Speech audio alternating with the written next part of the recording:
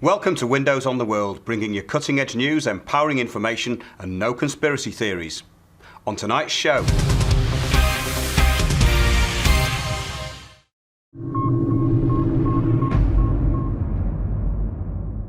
So Charlie Fuchs, welcome to Windows on the World. Hi Mark. Hi, I was very interested to find your videos, and it ties in with some research that we've done and also things that we've featured on the show.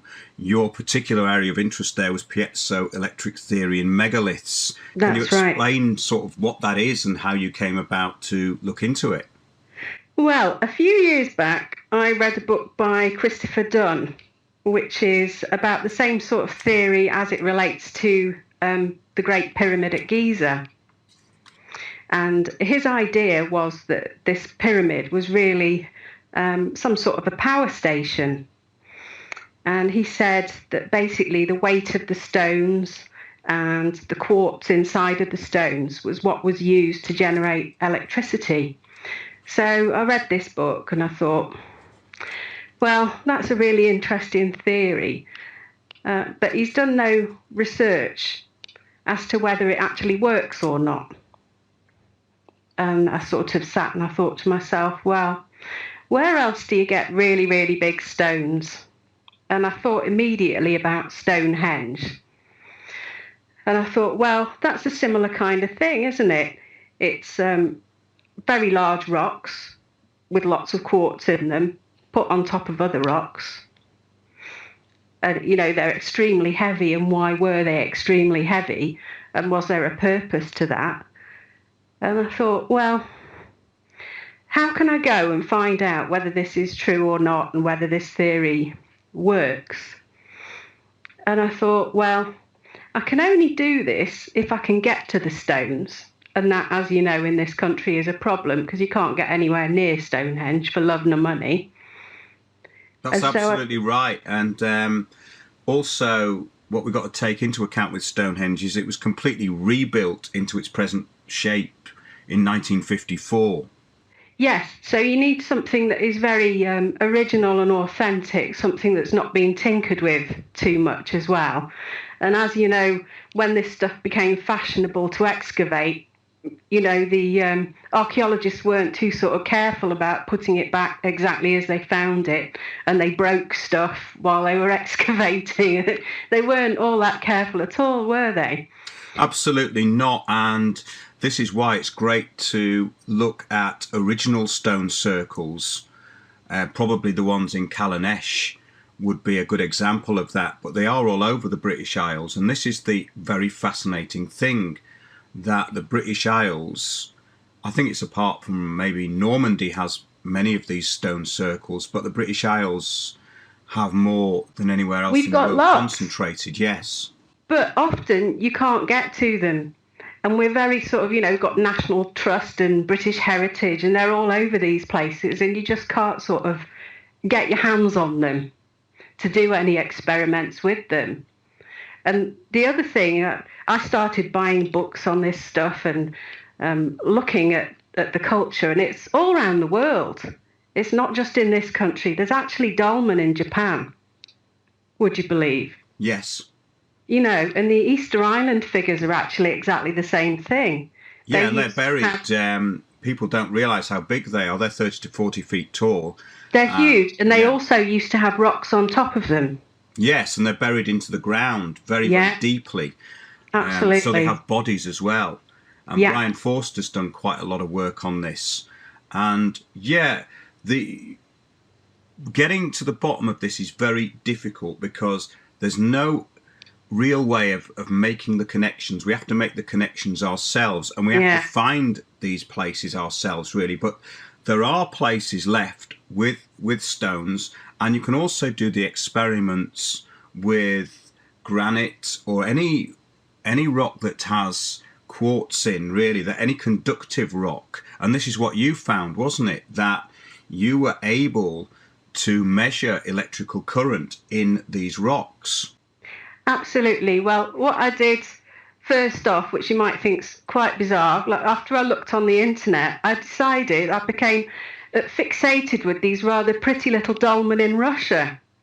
Of all places, right, that is so hard to get to and everything. And I found this tour. Have you ever heard of the Anastasia books?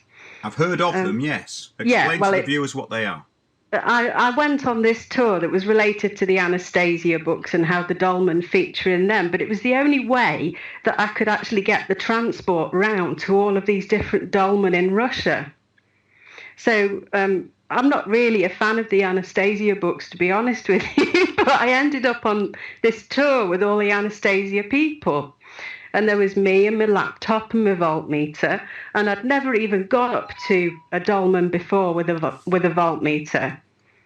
And so I kind of waited till I had a quiet moment on my own with the dolmen. And I went up to it with my voltmeter and put the laptop on and put some music on. And amazingly, I got a tiny amount of electricity out of this dolmen. And I was like, whoa. I wasn't sure, even despite the things that I read in that it was going to work. And I was kind of afraid that I was going to be severely embarrassed, if you know what I mean. Yeah. So went to a few more dolmen with these people on the tour.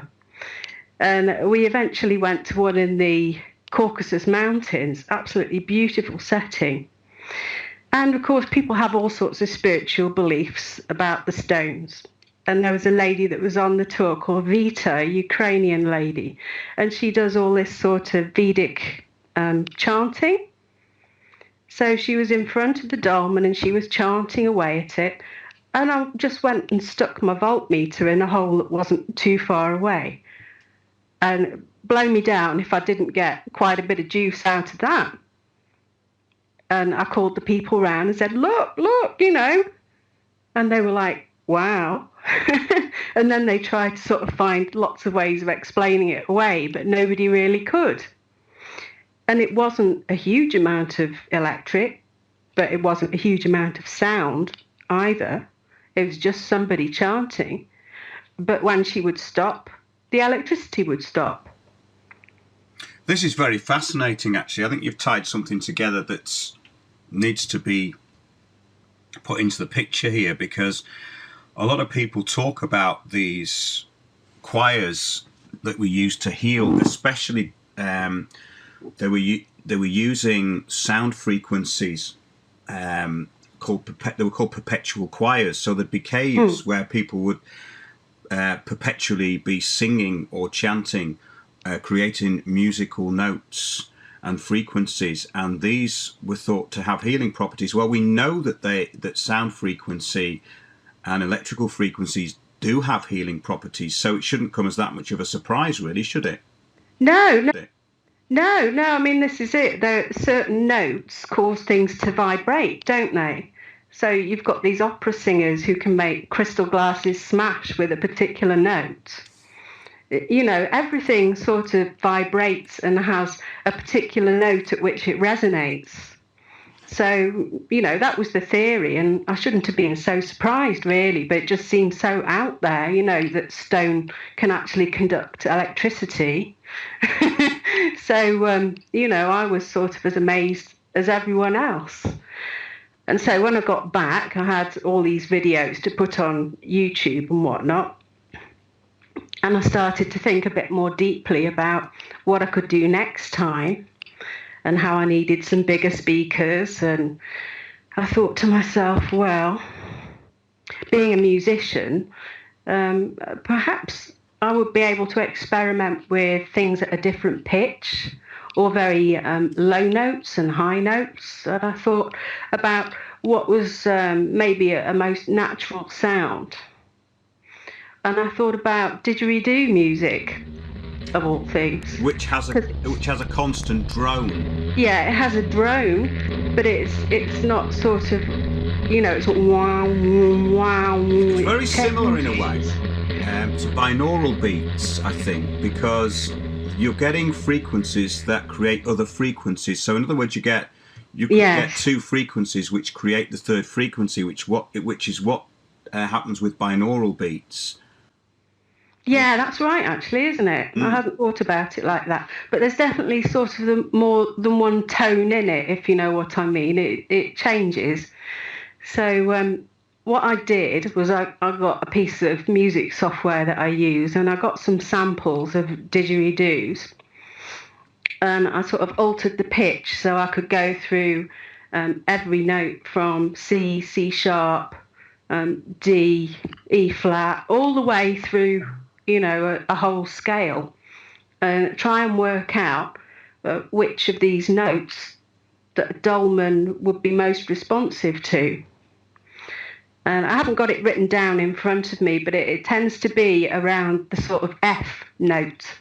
This is interesting, actually. It's something that Christopher Dunn said in his book about the pyramids, that American Indians, their earth pipes, like the wind instruments that they use, were all tuned to F because it's supposedly the key of the earth. It also takes us into the different frequencies that have been used for popular music, where it used to be 432 hertz and was changed to 440. And there is quite a drastic difference in the effect of the music once it's transposed properly from 440 to 432. It does have a completely different resonance. So we're talking about something very scientific here, and this is not a vague or abstract subject. It's very, very scientific, because we already are aware that ultrasound is being used. Obviously, music has profound effects, and this idea of the drone and creating two or more frequencies from a drone and building that up with different harmonic frequencies, it's very, very interesting. So where did your investigations take you? Did you come out with conclusions about this? Yeah, definitely. Well, I mean, you can look at some of the different videos that I've done. Hligui was the one where we got the highest readings from the voltmeter so far. And I took my CD. Well, it's not very easy to do this in the field, I have to say, because you have to... Could you just explain where Hligui is and basically where it was that you did this experiment? Yeah, this was... it's a really odd-looking dolmen in Anglesey. And you could probably tell me better where Hligui actually is on the Isle of Anglesey. But it's a very tiny little village, and I sort of struggled up there with my daughter and the pushchair and all of my bits and pieces in the shopping basket under the pushchair. Yeah. And I had just a quite ordinary sort of ghetto blaster type thing with a CD where I prepared all my didgeridoo samples. And it was all stacked up with fresh batteries and everything. And so crawled into the hole. Beautiful sunny day. This dolmen's a very odd looking one. It's like the ones in Russia are all kind of very nicely done and very neat looking. This is just like the most enormous chunk of rock. And it looks almost like a whale or something, the shape of the rock that's on top. And you have to sort of crawl in through this tiny little walkway and get into the bit underneath the big stone. Yes. And I sort of had a look around, and I decided which place was most likely. And there's a sort of wall in there. I'm pretty sure it's petrified wood, because it's got a lot of sort of markings in it. I mean, it's difficult to explain. You can sort of see a grain in it, if you know what I mean. Yes. Petrified wood is another one of these materials that's very, very sort of dense in quartz, and it has over the years sort of fossilized. It's very stony. It's not really wood at all. It's like coal was once wood that has turned stony, if you see what I mean. Yes. So it's not really very woody anymore. It's very stony. So that was where I placed the voltmeter. And I just sort of cranked up the volume on the Ghetto Blaster, and we went through all the different frequencies on the disc. And you can see from yourself on the video which frequencies have the best response and produce the best volts. And they are generally around that F region. And it's been the same so far on all of the dolmens that I've done, whereas I kind of expected them to be tuned differently. They're not. They don't seem to be tuned differently. They don't have, like, one dolmen is tuned to C and another is tuned to B or whatever. They all seem to be the notes at or around F that produce the strongest readings. Well, it's very interesting that would happen, and indicates that maybe, the tunings we're using were tunings that were used. There are so many different tunings as well. So when we're talking about these harmonic resonances and frequencies, it's very interesting that you've managed to tie that down, because a lot of people have been, quite vague about it. So what do you think this means? What does it mean to you? Well, I don't know, and I've got a lot more research to do. Loads more research to do. I'm just at the start. This could easily take me my lifetime, and I'd still be none the wiser as to, how much energy it's possible to get out of these things and what on earth it was used for. I've got no idea. Was it used for therapeutic purposes? Was it... It obviously doesn't look like it was used to power washing machines or anything like that. And does it tie into this worldwide energy grid? Oh yeah, definitely. I tend to believe that, and the importance of these stone circles, and they obviously had some kind of practical use, because when you're doing something out of just big chunks of rock that's not there for any decorative purpose, it has to be there for a practical use. No, but what for? That's quite the mystery.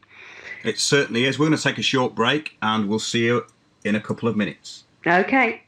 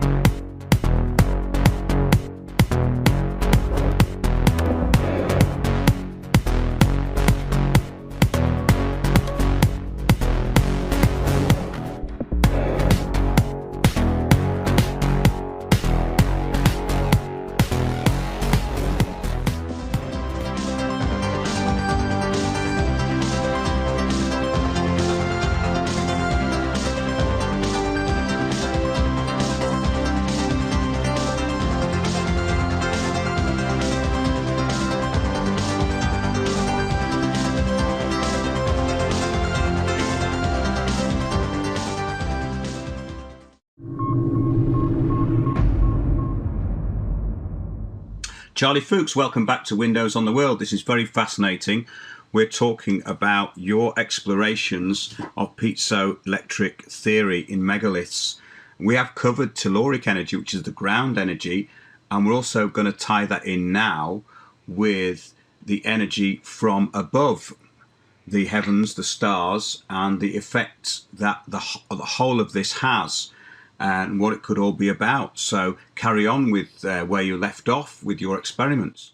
Yeah, well, this is the next thing that I would like to do, really, because obviously you know that all these stones are aligned to the sun at solstice dates and that. And not just the solstice date, but the next day after, it's like the sun is still there hitting the same stone, but at a slightly different angle. So it's there for a number of days before it entirely passes on. But apart from the connection from the Earth, and one of the things that I noticed when I was at Ligwy is that the Tourist Information Board did actually say that that particular dolmen is built above a fissure in the limestone. So there's the electromagnetic energy that's coming from the Earth through these fissures and faults in the rock. The one in Malta that I went to is also built on a fault line in the rock. So this is where the electromagnetic energy from the Earth is coming from. But I also believe that it's like a joining of the energy from the Earth and the energy from the sky and the energy from, items in the cosmos, not just the sun either. Because on some of these megaliths, you get a lot of little pits, which some people have dismissed as, weathering or animals digging or other various things they've tried to sort of dismiss it as. But there are a lot of researchers who know more about astronomy than I do, have actually linked these to various star systems. There is a chap called Andis Collins who's written a very good book called Stars and Stones, and he actually goes into this in some depth, where he has done drawings of particular megaliths, and then these particular pits and dents, and they used to call them cut marks, the archaeologists and so on, and actually said they are star maps, and he has drawn them very specifically. So, for example, on one rock, he'll say that represents the Pleiades, and you can see exactly what he means. And he's not the only academic to have noticed it. I watched a DVD about some of the Maltese places, and there was a professor on there that had said exactly the same thing. And he took the cameramen over to a particular megalith, and he said, look, these stones here, these particular dots and dashes represent the Pleiades, was that particular one. Or there's all sorts of different star systems that there's often more than one in a particular set of megaliths. Yeah. So I think that the energy is not just coming from the Earth, but also coming from stars as well as the sun. So where all these dolmen are keyed in to sort of the sun at a particular time of the year, I think that's how they sort of took their aim, if you like. But the sun is not the only object that is in that position in the sky in a whole year. It doesn't make any sense at all to have an object that only works when the sun, or a machine that only works when the sun is in the sky a few times in the year for a very short few minutes. I think it's also lined up to when particular stars appear in the same position in the sky as the sun is at those very few moments. And I think possibly where you see these indentations pointing you to particular star systems, those are the ones that particular dolmen is attuned to, if you see what I mean. I do, because this really ties into astrotheology. I mean, all of our religions have a strong basis in astrology and astronomy. So it wouldn't really be much of a surprise that these ancient megalithic sites weren't just to see the sun coming up and setting and the sunrise, sunset, solstice, all the rest of it is a little bit childish in my opinion, because if you're looking at a worldwide energy grid, then surely they knew where east and west was and what time of year it was. Well, they knew amazing things, considering where all of these, but it's not just the cut marks on the rocks, it's the actual placement of the rocks and the dolmens and the various different dolmens. If you look at the position of all the different Russian ones, they are laid out like a star system on the map. Right, yes. So it's exactly. like macro and micro at the same time, from where all of them are placed to where each individual rock is placed and to where each of the little cut marks on stones are placed. It goes into amazing detail. And, you know, whenever I see these pictures of sort of cavemen in loincloths that you see in textbooks for children about Stonehenge and that, I always think, wow, you know, that is really insulting, because these people were a lot more intelligent than we are. We cover this a lot on the show, and the way history has been completely rewritten in this very childlike form for childish brains. But really, this goes into the bigger picture of why this is being hidden. And we pretty much know why it would be hidden, because obviously we need to be denied free technology, free energy, in order to keep us subservient. So there is a lot at stake in keeping these mysteries hidden. And of course, that's why there was a priest class in the first place.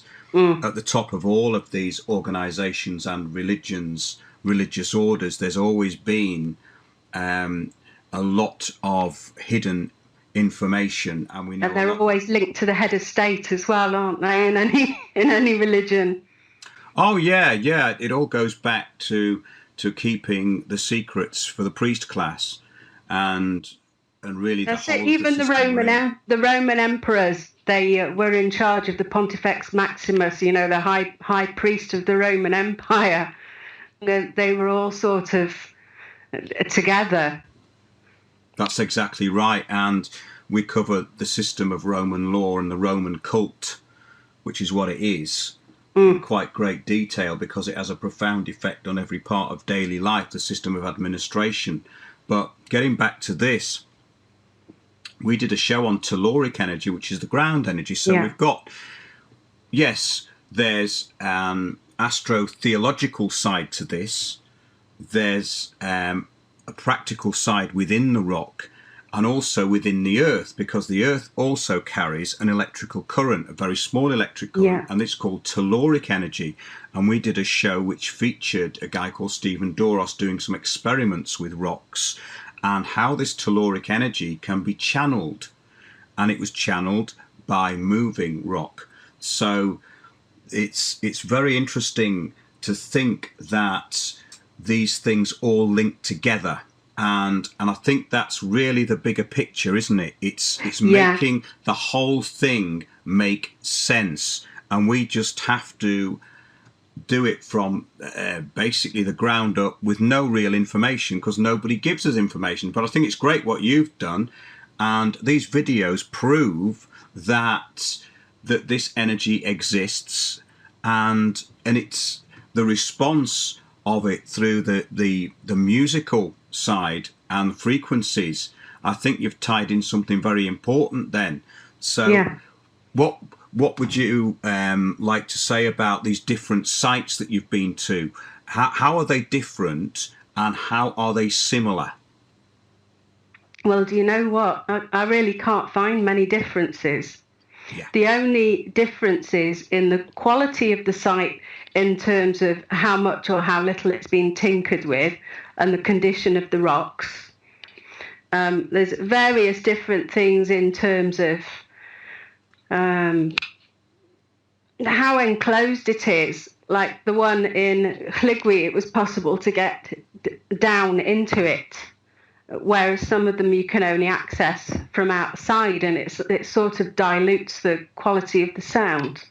And you wonder if they would have been enclosed in some way, I don't know, like temporary structures, if you see what I mean, to make the sound resonate, but not necessarily stone ones. That's a really good point, because obviously... You know, you've got Woodhenge as well. That's right. Yeah, I mean, what was that about? And you get particular stones which are only just one stone. And how were they used? Well, there is still a pressure of the top of the rock to the bottom. So you don't need more than one stone to exert pressure. It's just the pressure's all in the one rock, if you see what I mean. That's exactly right. And of course, these dolmens are always that same shape, with the three rocks with the larger rock on top. And have you noticed how much like the pi symbol that is? The two uprights with the one on top. That's right, exactly. Yeah. Yeah, there's plenty we're not being told. I think it's great, the work that you're doing, and it'd be good to tie into that bigger picture. Have you looked at all into this astrological connection? No, and I find it difficult. My expertise is not at all in astronomy, so I'm having to sort of do what I can. It's not my forte either. Music and that kind of thing is my sort of natural understanding, and I'm quite a scientific person in a computing kind of way, and I understand frequencies and making music with computers and electromagnetics and things like that quite well. But stars is not something I'm brilliant at, So what I would really like to do next is do an experiment which involves the stars being in the right position, similar to the sun at solstice day. But working that out for me is difficult, and I'm going to have to find somebody to work with who can, throw a bit more light as to when might be exactly the right time to do the experiment, because I think in this respect, timing is everything. Absolutely, and also we can look at these computer programs now which can track where constellations were and how things have moved about. I mean, we've covered this in quite some depth in a way with shows like The Cult of Saturn, and this idea that that planets actually were in different positions in quite the recent past. We're talking about maybe 10,000 years ago.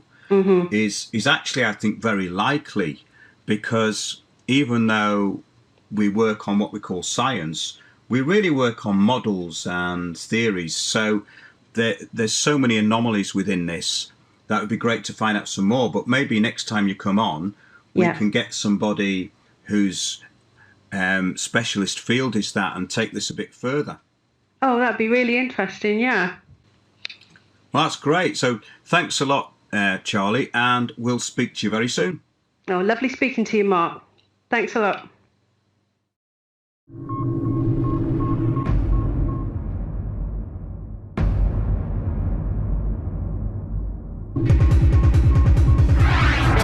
Welcome to Windows on the World with me, Mark Windows. Reports of your death were greatly exaggerated then. As soon as I was going out the door, she says, "All right, Johnny Delirious, you go outside that door, you're a dead man." Is it a bit of a change from Richard and Judy for you? I've come home. Workfare isn't a job, Ian, okay? If you're listening, workfare isn't a job, it's slavery. In your opinion, do you think the jury was led? It's not mine to say. Very diplomatic. Tell the viewers a bit about what happened to you. Well, they bribed 3 criminals to come in and give hearsay. If a bomb went off in London and took 92 lives, would you want to be on the payroll of that? It's all based on models and projections. It's all over, bother shouting. In order to get me in prison, they probably broke, a couple dozen laws. Free Yolanda. Y'all planted drugs on Yolanda, and we're going to get her released and get the crooked cops busted. That gave all the officers time for their adrenaline to slow down so we wouldn't get shot. Just for the viewers out there who may not know about this story, when did you discover this pyramid? In April of 2005, I first came to little Bosnian town of Visoko. When you drive someone to take their own life, like the CSA have done, I mean, that's an abomination. Thanks for being on Windows on the World. Peace to London. The rest is history, and everybody called me Delirious after that.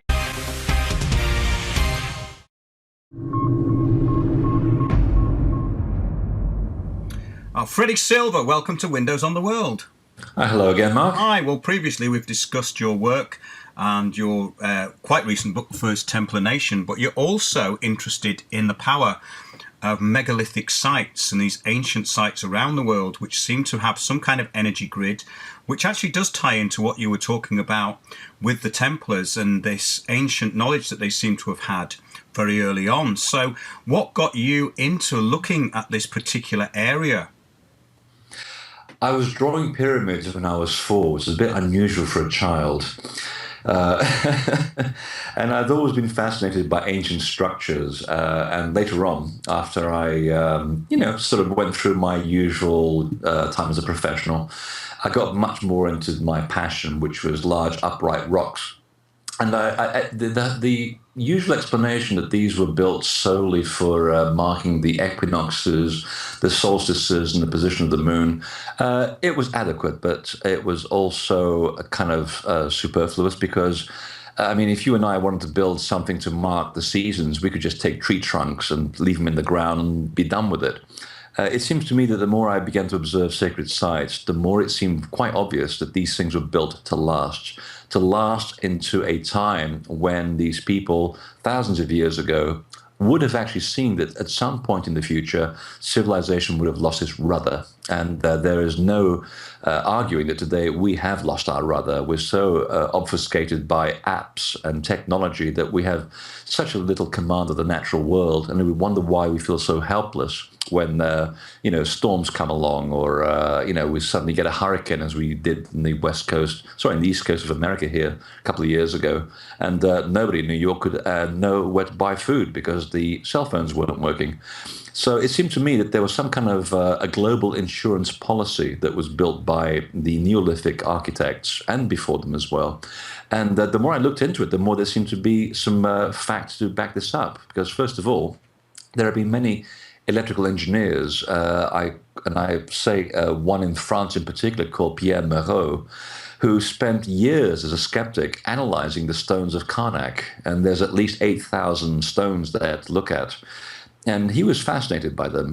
He didn't give them too much attention as spiritual places, but he did actually spend many years, over a decade, measuring their effects with electrostatic meters, voltmeters, magnetometers, as have other people. And all of these people have come to the conclusion that these sites, these incredible stone structures around the world, are all, without exception, based at the crossroads of the Earth's electromagnetic lines of energy, which some people call the telluric currents, or if you happen to be in an island, they're called the fairy paths.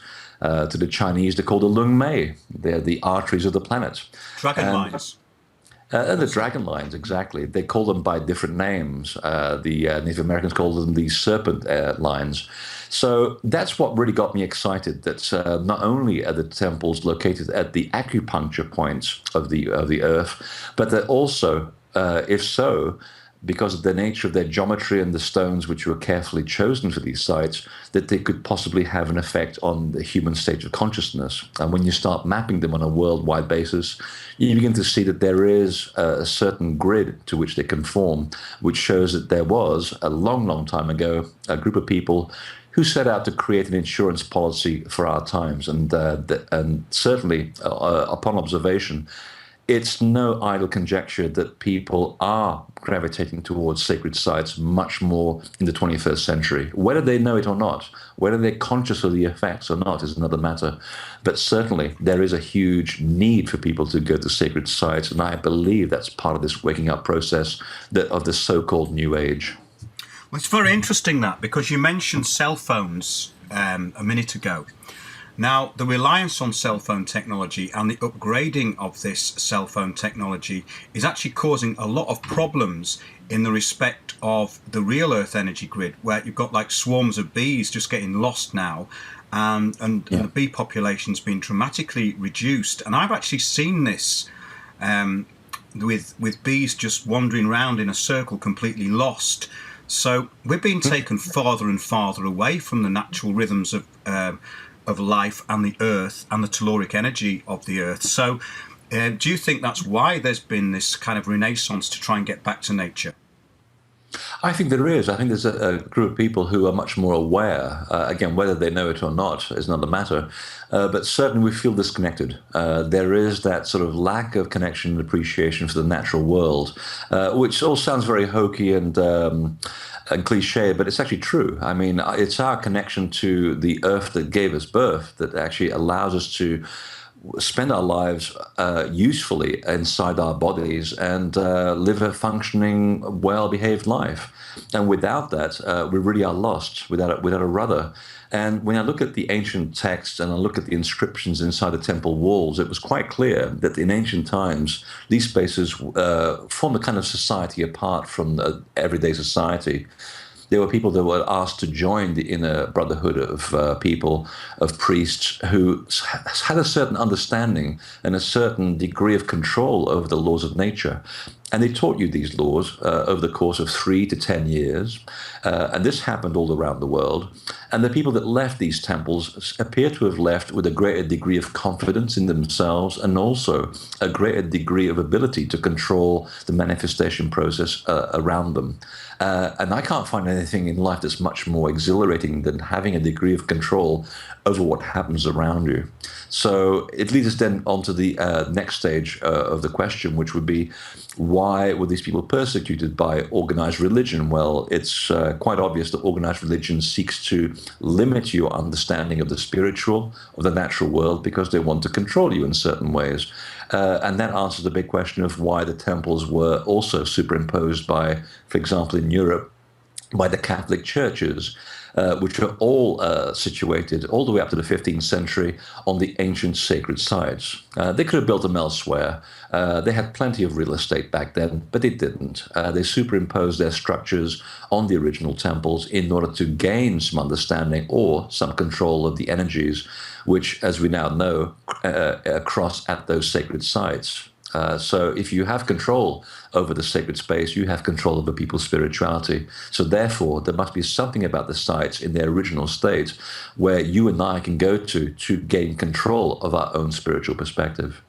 That's very interesting, because the tests that have been done on a lot of these sites, especially these so-called sacred ancient sites, they find that there is a kind of resonating frequency of 8 to 13 hertz. Have you found that? Very much so. And in fact, recently there's even been a greater discovery that so many of the sites in Europe, and specifically Malta, and also the King's Chamber, and some of the mounds and dolmens of Great Britain, they are all resonating at a frequency of 112 hertz. Which the archaeologists and the sound engineers thought, well, that was great, but what does that do?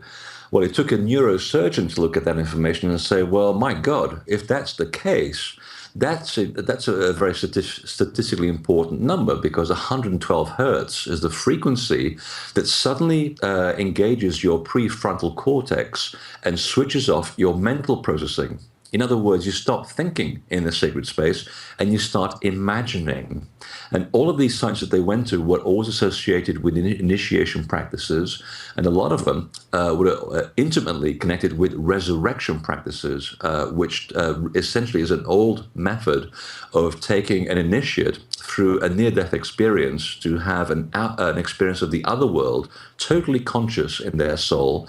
And the soul comes back into a living body and is somehow the person at the end of this experience is declared risen from the dead. In other words, they are no longer like the walking dead of everyday life, people who are totally unaware that life is nothing more than a short experience bookmarked by birth and death and a tough life in between. These people are totally come back into the body in total control. So it's very important now that we are finally beginning to develop the technology to understand what these people were doing with this spiritual technology, as I call it.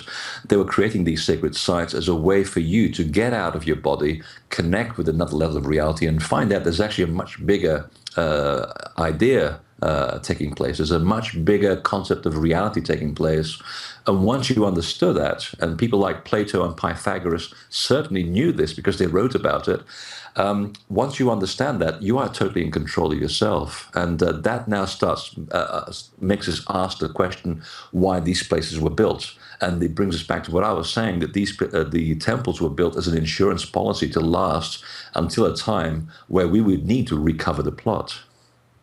That's really interesting, because having studied and had out-of-body experiences, they are a life-changing event. You can't really be the same after that. Oh, no. Look at things the same after that. Now, if we're talking about a control system, which we talked about in a previous interview, where we're talking about the Vatican, for instance, that makes us all a commodity, and of course we became bonded slaves eventually to the City of London through our birth certificates. Now, if we're just a commodity, and we know that the Vatican is the biggest collector of souls on the planet, they definitely would not want you having an out-of-body experience. So this knowledge has been shut down.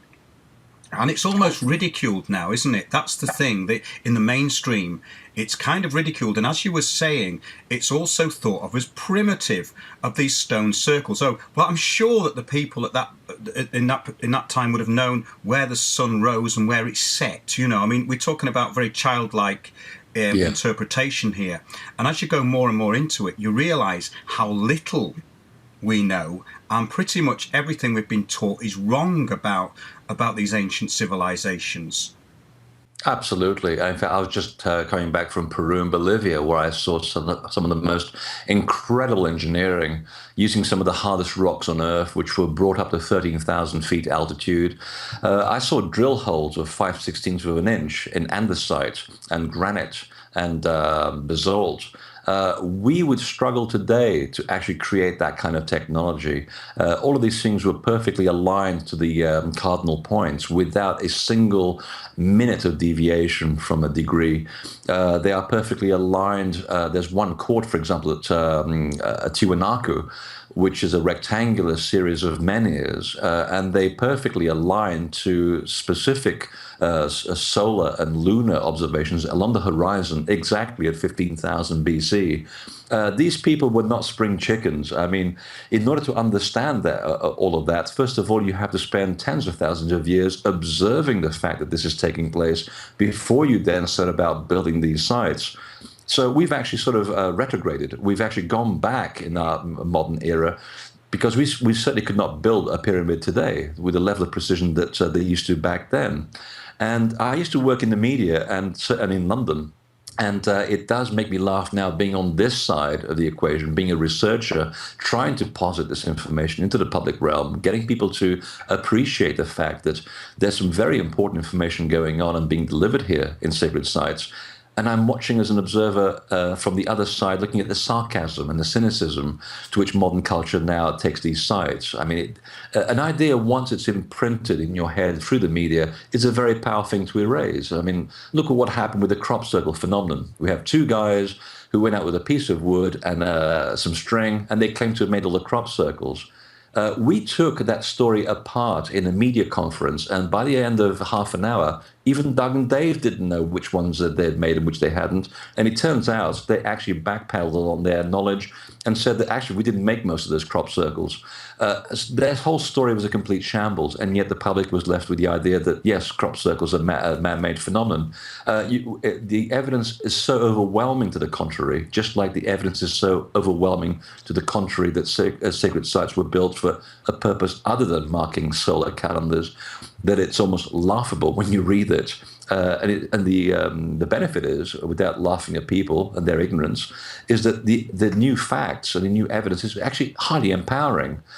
So it's not about taking people down and leaving them there. It's about taking people's idea and preconceived notion of how things are apart and then rebuilding it and putting in something which is even better. And that's why I challenge people to visit these sites and look at the evidence and the information, because once they've tapped into it, their lives are never the same. They're actually empowered with something they never knew before. And that's why I promote this information in the way I do. I'm glad you do, because there's a lot of willful ignorance around now, like you're saying, especially in the media, because I threw my television away a long time ago.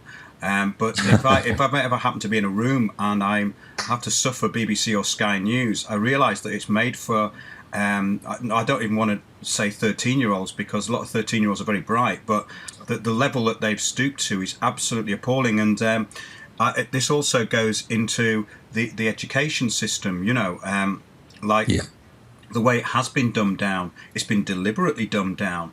And basically they are the controllers, the elite, and we've talked about who they may be, and who we know they are. The point is that people aren't going to be willing slaves to a system if they're empowered, and it's that simple, really. And a lot of this knowledge is about empowerment, and this energy grid that covers the world is absolutely fascinating, because it seems to connect a lot of these sites. I mean, Britain is incredibly important as well, as far as these megalithic sites, isn't it? Absolutely. In fact, it seems to cover a huge amount of sacred sites for such a small amount of real estate. It makes you wonder if at some point in the distant past it wasn't actually defined as a kind of library for the rest of the planet. We also have a huge number of people who are antiquarians who take an interest in this information. We have young people who are pagans. Pagan is someone who lives in the country, that's what it means, who actually still venerate the sacred sites and they take an interest. So clearly there is part of this system where Britain, also being at the center of a language that is worldwide, is able to disseminate this information. And the one thing I've learned through my research and linking these disparate ideas together is that, yes, the one thing that links all of these sacred sites together is the people who maintain them. And they all talked about the knowledge. The knowledge is empowerment. The knowledge is freedom. And only when you become a member of these inner groups, and these people weren't sort of secret societies per se. They weren't sort of protecting a major secret to keep it to themselves. The idea was that they were so understanding of what these secrets of nature are all about that they weren't going to allow just anybody, any old Tom, Dick, and Harry, to be part of this information because they knew the power of intent. If you apply intent to a certain amount of knowledge, you can misuse the information, and they weren't going to go there. And that's why these societies kept this information to within a small select group of people who could be trusted with it. And I mentioned earlier, Plato, Pythagoras, Aristotle, Homer, all of these people who wrote the information that they did, and it found so much of the basis of our Western knowledge today. They too underwent these experiences through joining these sects who were told and were instructed in these secret knowledge, that they said the same thing. Without this information, you're just nothing more than the walking dead. You succumb to the power of people who have control over you. So in a way, the story really is nothing new. It's the same story of the light overcoming the dark and the dark trying to dominate the light.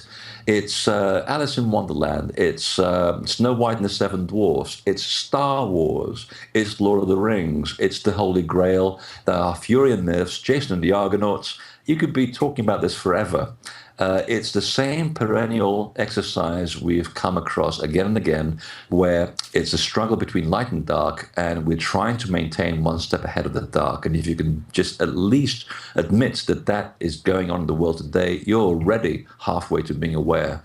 And again, it brings into whole focus the importance of being empowered with good information, not what you hear on television. Some of it is good. You can't throw the baby out with the bathwater, but certainly do your homework carefully. Don't click on the first thing that you go on Google, or certainly don't go on Wikipedia, because so much of the stuff that I'm supposed to be an expert on, and I read this stuff on Wikipedia, and it's absolute nonsense, what is written on there. You really got to work hard at empowering yourself, and that's the best present you can ever give yourself.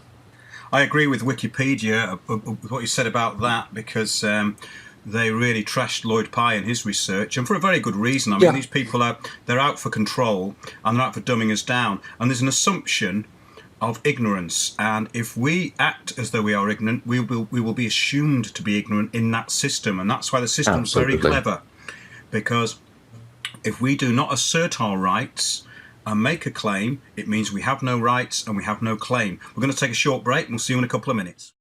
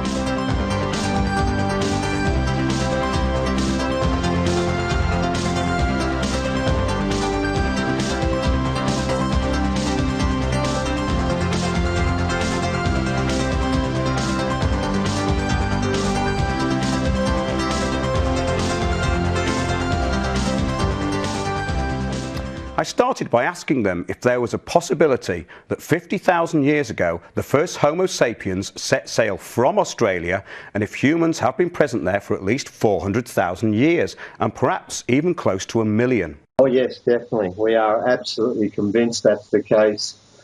The only equivocation we would now add is after more research, the 50,000 years would be a bare minimum.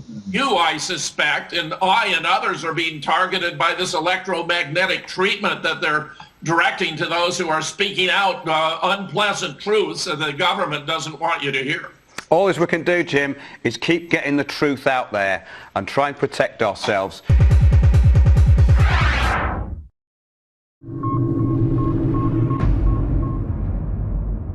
Freddie Silver, welcome back to Windows on the World. Hello again, London and the world. Well, you're quite well travelled, and you recently went to Peru, and we're talking about these ancient megalithic sites, and you found some very interesting, what you think is new information. Can you tell us what you found there? Yeah, this is really hot on the heels of the my latest book, which is The Lost Art of Resurrection. So I guess I've got resurrection on my brain.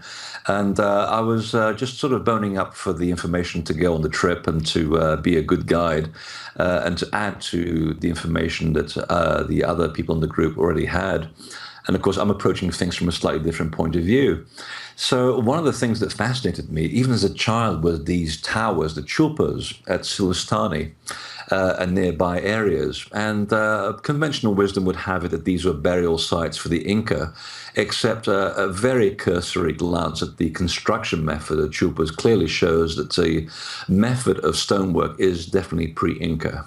The Inca were not that good at stonework, as the early chroniclers clearly show when they tried to move one of the huge blocks at Sacsayhuaman, and the blocks basically came down and snapped the rope, and it crushed 3,000 of the Inca who were trying to pull this rock. So clearly they really had no understanding of how these things were built in their time. And I kind of stuck my neck out a little bit, and I said, you know, if I hadn't been there, and but looking at the information that I already have, if certain facets of these buildings, of these supposed burial sites for the Incas, were correct, and they faced a certain direction and had certain clues, that clearly they were meant for a ritual purpose. And I was totally vindicted when I got there. And it was one of those moments where you really feel so happy that you've stuck your neck out and the information and the evidence bears fruit. That the chulpas are indeed all aligned to the east, which is traditional association with the raising of the dead ceremonies, where the candidate goes into a short enclosure through a tiny little door, often has to crawl on his hands and knees to get into these sites.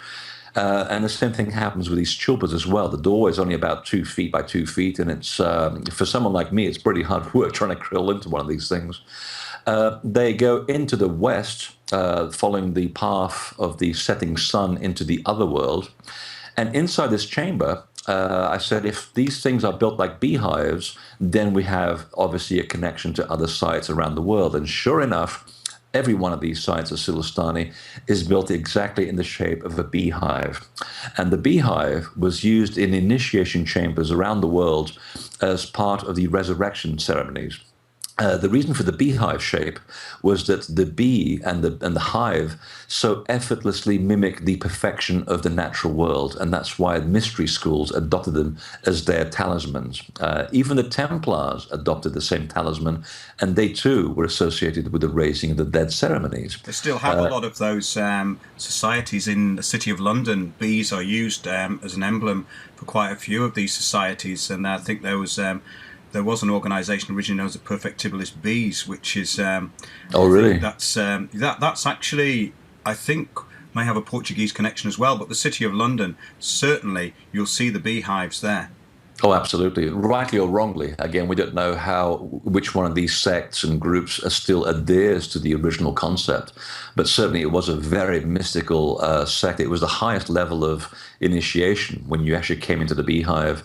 And also you had the association with the divine bloodline. I mean, so many of the Egyptian pharaohs and Merovingian kings, when they were found, when their bodies were found, they were also found buried with hundreds of gold bees to, again, suggest the part of this divine bloodline that goes back all the way to the Trojan royal family, and from which, of course, we diverge into Mary Magdalene. So it was amazing to find this stuff happening in South America, of all places. That is really interesting, Freddie, because I didn't know about that connection before, even though I talk to Brian Forster quite regularly. Yeah, he was pretty surprised too. Yeah, well, Brian's again, I'm approaching it from a slightly different angle, so I'm seeing it in a slightly different context. And in fact, there was one of the chambers. A lot of these places were called bridal chambers, and in one of the chupas at Sulistani, there was actually an image.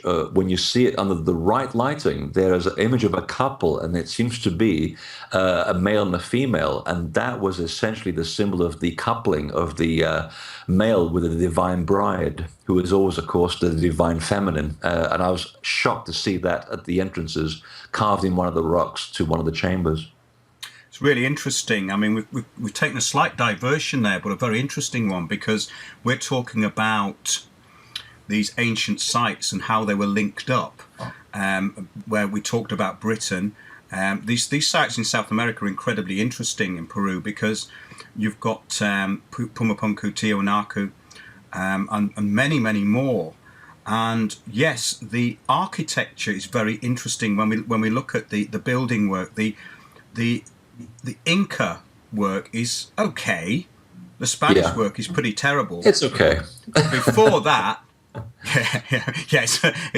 it doesn't quite compare with the megalithic stuff, though, does it? No, and there was, in fact, when you go to Machu Picchu, you can clearly see 4 levels of masonry going on. You have monolithic megaliths at a time which seems to predate all history. In fact, I have a theory that the bigger the stones, the older the site gets. And you see that all around the world. And then something happens where you have slightly less megalithic stuff, but still unbelievably big stones, which are fashioned to incredible precision. And then you have another period of smaller stones fashioned with incredible precision. And then you get the Inca stuff, and then you get the Spanish stuff, which falls apart within days. So you do have that sort of underlying level of loss of intellectual know-how and also technological know-how over time. But it's funny that you brought back Pumapunku, by the way, in England. There's a connection between the two, would you believe? Many listeners, I'm sure, are aware of the connection to these sacred sites in Britain to the masculine and the feminine principle. And they call them the Michael and Mary lines. In brief, there is an old tradition that somehow across the backbone of England, there is a whole section of sacred sites dedicated to the divine masculine and the divine feminine, which are all aligned along the Earth's magnetic lines of energy, one being positively charged, one being negatively charged. Well, recent history shows that indeed these sites are linked to each other by these energy groupings, and when you look at them from about 4 miles up, they do form a perfect straight line. And the line goes right through from Hopton in East Anglia, all the way through Avebury, all the way through Glastonbury and out of Cornwall. Now, when you extend that line, that ley line, you eventually come to the altar of Pumapunku, which now means that whoever was involved in this project, and Pumapunku is dated at about 15,000 BC, whoever created this concept of aligning the sacred sites to each other across continents has to be extremely ancient, which brings us back to our original concept. How did this stuff ever get there in the first place? And to that I say, I don't know, and I'm dying to find out. Well, this is it, and we're trying to put pieces of a jigsaw together because we're not given this information. We're not taught it. We're not given any reference points for it either. But anybody can see when they look at these massive rocks that look as though they've been fused together, that are ancient, that the building work afterwards just looks totally and utterly inferior. Oh, it's horrible. And in fact, when you go to the Kalasasaya court at Tiwanaku, and you look at what they did to enclose the court, because there was no enclosure there. It was just a rectangle of massive obelisks. And some of the stuff was built in the early 20th century. It's horrible. It's people who actually do crazy paving can do a better job. And so it's clearly that we've actually gone downhill quite substantially. And going back to the actual alignment of the stones in terms of fitting them one to another, sometimes with as many as 12 angles, they were taking the mick. They really were. I mean, not only could they move large stones because they could, they also then fitted them at different angles, partly because of the earthquake activity, which allows the stones to move very little, but also because they were doing it because they could. They knew the technology of almost shaping these stones as though they were dough coming out of an oven. Well, I actually came across a Jesuit account of the early conquistadors, where there were some people in the church who were taking an interest in these ancient sites and trying to maintain a certain level of professionalism rather than just killing people. And they wrote that they uncovered one grave at one of these sites. And they found it unusual that there was, along with the grave goods, there was this little jar. And they picked up the jar and they accidentally dropped it. And this noxious brown sulfuric kind of substance crashed onto the stone. And, they were quite dismayed. They thought, but that would have been nice to have that nice little bottle because it was intact. Well, they went home, and the next day they came back. And they looked at the area where this liquid from this jar had actually spilt, and they found that the rock upon which it had been spilt had actually melted, as though the jar had kept some kind of molecular acid. Now, we're not talking about a place that's too far from the Amazon and all of its secrets. And who knows that somewhere maybe in the Amazon, even right now, there is a kind of plant that secretes a kind of molecular acid that is able to have an effect on the rocks that we now see that are now used for building ancient sacred structures. And I'm just wondering, maybe they had total understanding of this. Just maybe. Well, when you go further back and look at these ancient civilizations and what's been covered up, I mean, all we have to do is look at books like Forbidden Archaeology, Forbidden History, to realise that what we're told is absolute nonsense. It just doesn't fit together at all. And when you actually look even at recent historical events, you find out that they've been totally and utterly manipulated. So really, I think we have to do our own research here. And it's great that guys like you, Brian Forster, there's so many people now doing this, but the most important thing to know about, because what we're doing is we're getting back to who we may be, whereas the current society and the current control system is taking us away from who we are. Yeah, they're taking advantage of the ignorance of the average person in order to exert some control over them. And again, this is nothing new. This has been going on for much of the last 2,500 years. And the mystery schools basically gave us the antidote. They said knowledge is freedom. And if you go into a room and someone's talking about a parable of some guy called Jesus and the 143 fish, or how many ever there were, I always wondered why in that parable they counted the exact number of fish. Well, there are people in the room, a minority, that will go, well, wait a minute, I'm reading something a little bit different in that story. And that's when the person telling the story says, you want to come with us? And that's when you become part of a small group of people who are a society of part, who are taught the mysteries of life and the universe in a slightly different way. And it's always been like this. The Masons used to be the same people. The Templars were the same people. There were people within the Egyptian mystery schools who also fell into that category. And even today, I mean, people, hopefully like myself, who try to teach people a slightly different way of seeing, and then leave it up to you to make up your own personal mind and engage in life in a different way, totally under control. And I think this is a perennial problem and a perennial solution to our human condition. Nothing really is new under the sun. And in this respect, about fighting the forces of darkness that are trying to control us, in that respect, there really is nothing new. It's just a matter of how open you are and how dedicated you are to being in control of yourself. That's absolutely right, Freddie. Thanks very much for being on Windows on the World. Knowledge My is pleasure. power, and we'd love to speak to you again. Thanks very much. Twist my arm. Cheers then.